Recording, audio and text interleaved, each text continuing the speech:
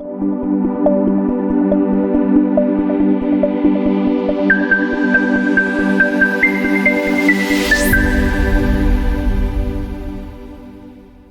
viewers, welcome again to another episode of Farm End. And as I told you earlier that this is a channel that we're going to talk about livestock production and issues that pertain livestock also business enterprises. So for today, many people have been talking about this broiler chicken, how it's reared and what is a broiler chicken. So today we're going to talk about this broiler chicken first before we talk about the broiler enterprise that is in the next episode. So broiler chicken, this is just a chicken that is reared for meat production. It can be an improved kienyeji, it can be a noila, it can be also an indigenous chicken, but as long as it's raised for meat, it's actually known as a broiler chicken. So when you come to broiler production, we have this system called commercial broiler production, which is actually the one that has taken course, especially in these parts of Africa. It began in Europe, but currently in Africa is what we are practicing currently. A commercial broiler, this is a bird that has actually been bred and raised genetically in a way that it has the efficiency to convert the feeds and everything that is input into it for it actually to grow at a very high rate. We have the fast growing broiler species. We have also the slow growing. And today we're going to look at the fast growing species, and those are the ones that are actually in the market. And those are the ones that actually take a bigger chunk of the broiler production. So for the slow growing broilers like the improved kienyeji, like in the other countries they call them noilas, those are actually, some are reared in extensive systems, but we're going to focus on those that are reared in intensive systems, and these are the broilers that you know in the market, the ones that you go to Kenchik, Chicken Inns and other places, KFC, those are the broilers that we're going to talk about. So actually this bird, it comes in different ecotypes. We have also breeds and different types of these broiler birds, because we have different companies that multiply the broiler. One of the main companies that we know is Cobb. Cobb is a European company that does the production of these commercial broilers. And also they have breeds within them like Cobb 100, Cobb 500 and the others that are meant actually for meat production. We have another breed called Ross. We have another one called Aboeka, actually it's from the Aboeka company. We also have Hubbard Efficiency from the Hubbard company. So basically all of them have almost similar characteristics, because it's hard to differentiate one from each other. As you can see, most of them are white in color. They are sort of bulky in their body frame, because what actually we look at when you're doing the breeding and selection of these birds, it is have a bird that has a high meat production and also less bone ratio, so that much of what we get is the output, is the meat actually. The characteristics of broiler chicken, one of it is that it has a very high growth rate, and this is a bird that matures in 30 to 35 days. That's actually averagely in 1 month your bird is ready from placement, brooding, and now it's out for cropping. The other thing is that broilers have a very high feed conversion efficiency, and some have recorded as high as 1.5. And those are the things that we're going to talk about in the next video. When you're going to talk about the broiler production enterprise, you'll understand what is an FCR. But basically today you just have to know what is a broiler chicken. The other thing is that you find like most of the broiler birds are white feathered. You see like the Aboekas are white, the Cobb are white, the Ross also are white, and most of the species are actually white. When you come to their skin color, majority of them are also white skinned, with a few having a tinge of yellow color. We focus more on producing a bird that has high breast muscle. Like most of these birds, actually the one with the best breast muscle is the one that is most preferred in the market. There are misconceptions around these birds, is that broiler production actually promotes use of hormones, which is a lie. For something to grow big, it's not necessary for you to use the hormones. Broilers are actually made to grow in that fast rate solely on the genotype. It's only the genetic makeup of the bird for it to grow fast. So the fallacy that there's use of hormone for these birds to grow to that size, actually that's one of the misconceptions that we want to iron out in the market. So when you consume your broiler bird, know that this is a chicken that actually has been reared to be consumed, and it has converted the feeds that it has been given without use of hormones. The other thing is that you'll find people talking about issue of excessive use of antibiotics in the production of the broiler, which is also wrong.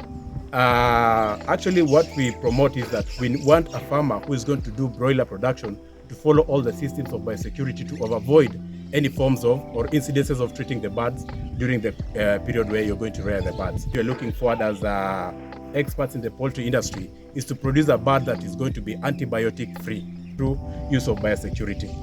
The other thing is about, I've heard stories about people talking about the nutritional comparison of these birds with other birds like the indigenous kienyeji. So the reports come out are just hearsay stories that actually we want to dismantle, because the protein content of the chicken is actually almost on the same wavelength. They are almost equal on the different ecotypes. So the only difference is that if these animals are growing at this faster rate, is now people tend to think that as they grow faster, maybe they omit some of the nutrients. There's another misconception that people don't want to consume broiler chicken because of its growth rate. They say that it's a bird that grows at a very high speed. So they find it an issue because they are used to that local kienyeji or local bird that actually grows for 6 to 8 months for it to be ready to be consumed. So we as people who are enlightened and people who know of the changing trends, we have to acknowledge that there has been rampant change over time, because broiler bird initially used to take 3 months, we came to 2 months. Currently we're talking about 1 month. This is because of the improvement in the genetic breeding that is going on. So for you to talk about not liking the way the broiler bird grows, it's just the same way that somebody will compare it to another livestock species like the dairy cows.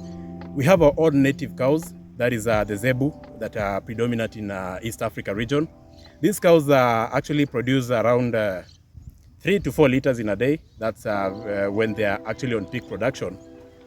And then you compare to the exotic breeds that you have like the Fresian. The Fresian have a capability of giving you up to 50 liters in a day.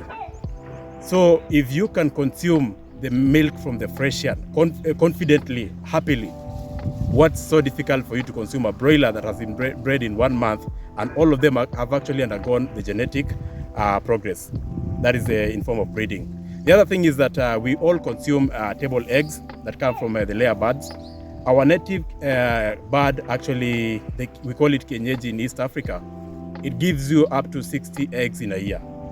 But we don't have an issue challenging the layer bird that gives you up to 300 eggs in a year, just because we maybe like eggs, or maybe we want to talk preference over other products. So if a bird can give you 300 eggs in a year compared to the native that gives you 60, then here we have a breed that is in dairy that can give you 50 liters in a day in comparison to the native that can give you 4 liters. And then we come to the upgrading of the meat sector, where we have a broiler that is not taking, a bird that is not taking 6 months, is actually taking 1 month. You have an issue with the meat, but you don't have an issue with a bird that is giving you 300 eggs in a year. You don't have an issue with a cow that is giving you 50 liters in a day, but you have an issue with the broiler that is growing in 1 month. So all these things are intertwined, and they're all because of the genetic improvement. So the fallacy of that broiler kienyeji actually is inferior compared to the native birds is actually something that we need to get away with, because we are people who are getting enlightened more and more. So next time you get to a hotel, you get to a restaurant, you get to your home, actually strive to start actually taking the broiler bird, because this is the future. It actually gives an allowance for you to produce these birds commercially and on a high and a large scale. And as you can see, even the records show that the population is going up. And so probably the next like 30, 40 years, we will only be needing a small space to produce more food to be food secure. So this is a bird that gives you a leeway to do that. And anybody can do actually broiler farming, because it's very simple. It's just for you to get your mathematics right. You get the right people to advise you, get the right structures, and you're good to go. So in the next video, probably in this series, because we're doing a broiler series, I'll be talking about the requirements for you to do broiler farming. We have many avenues that you can get the farming. We have contract farming for the big companies. You can do individual farming. You can rear even as few as even 50 chicken and still make a profit from them. So watch out for the next episode of this, where I'll be now be breaking down the inputs and what you require to do broiler farming, so that you can actually get into the market with this bird. It's actually something that we need to be very keen with it. We need to get into this business. In Europe, actually, it's very flourishing. Like the records we'll be having in Kenya, we slaughter around 50 million chicken in a year.